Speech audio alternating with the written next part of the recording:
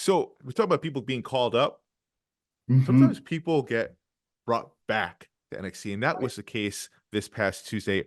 R. Wilson at Rafe089968. That is a hell of a username here. 136 days as champion, 16 wins and 17 singles matches. The NXT version of Karrion Kross was his best presentation under WWE's umbrella. I hope I hope he has another run in the brand. And so Karrion Kross coming back, it looks like with the whole what's the last testament, Estimate, final yeah. testament, final testament. Uh, Feels a little bit like a demotion. Not quite too sure here. Let's see how it plays out. But as far as the main roster goes, why do you feel like it didn't necessarily work for Karrion Kross? I like the group that they've developed. I just think there's just so much good things going on in the roster, like the main roster right now with Cody, the Bloodline, Judgment Day.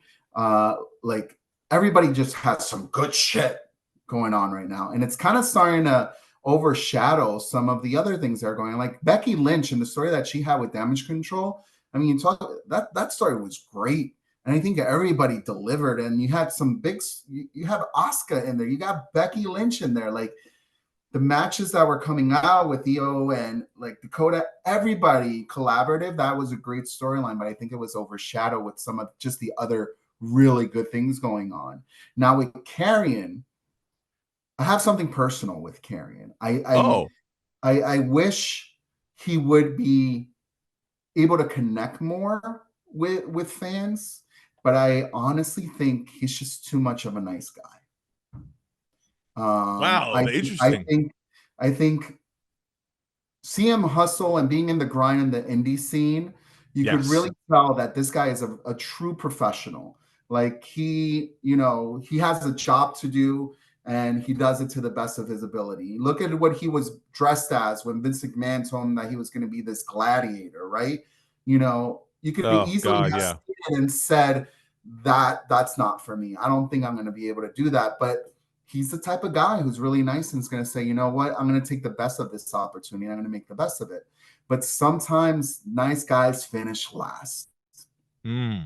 And you have to be able to speak up and be passionate enough to say, no, this is not the direction that I want to go in. You have to step up and say this. He has the smoke show with him. Like, there's so many good things. And I love this final testament too. Like the way that the group could develop in NXT in a smaller version with a smaller roster. I think it's going to make him bigger. It's going to give them all better opportunities for them to grow, develop, hopefully get the fan invested in. And like you were saying with Roxanne, where it was crickets, NXT needs to continue to deliver like they have been to keep making noise for like the main event people who watch SmackDown and Raw religiously to now say, I need to watch NXT next.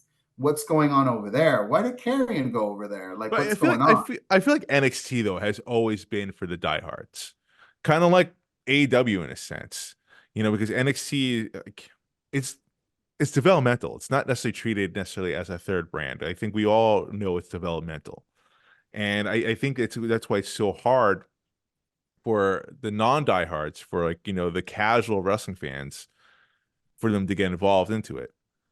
And of course, like us diehards, we're rewarded whenever we see someone from NXT get called up, but so it kind of like it it kind of baffles us when they don't get the pop that they deserve. Like even like Johnny Gargano has been struggling for a while to get that pop in WWE, and like he was Johnny Wrestling, he was a face in NXT for so long. It's like how do you guys not know who this guy is?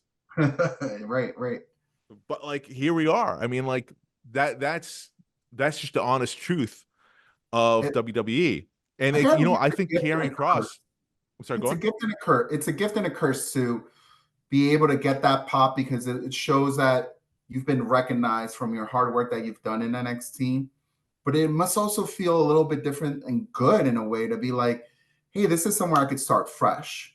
Like, yes, you may know me from NXT, but now I have to reprove myself. I have to recreate something. And as someone like you who's very creative and it's into film, and that those creative juices kind of drive you to be even better. Yeah, I mean NXT is also it's smaller venue, it's more intimate, so you can get away with different stuff there. For when you go to the main roster, everything's just amplified 10 times more. And like, if you have that je ne sais quoi, if you have that star ability, like you're going to shine no matter what. But for others, like not everyone is as blessed. Most people aren't as blessed, even in WWE. So sometimes they have to work harder, especially when they get to that next level. Even Bailey, like I remember when she first got called up, and she was the creme de la crop in NXT for so long.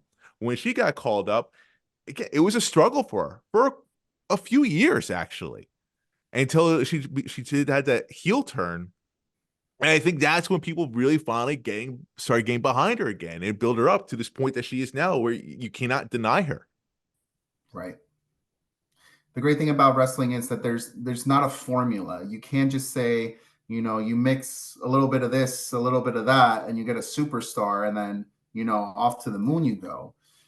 Everybody has a different path, and the reason everybody has a different path is because we are all different. You're different, than me. I'm different than my son. My son is different than his friends, and every character that you see on TV connects with someone, and it may not connect with us right away, but they're connecting with someone else. So It's a going back to the whole connection, though, you say Karrion Kross is a very nice guy in real very nice. life. But like it's funny you say that, because I feel like the nice guys can connect. So what can he do to connect with the audience, you think?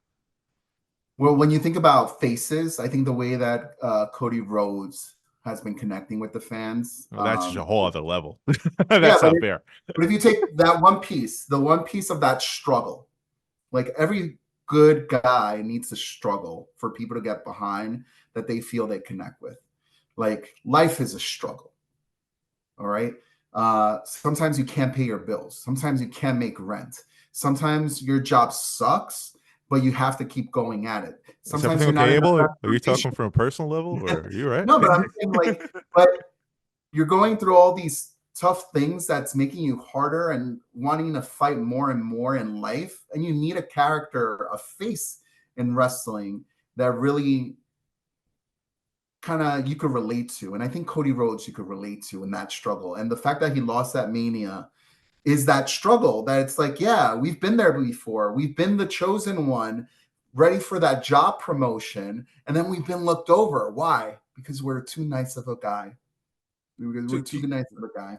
so real fast, like 30 seconds before we wrap up, are you saying that Karrion Kross is misplaced as a heel here? Is that what you're trying to say? That's a You said it. Yes. Let's make him a face.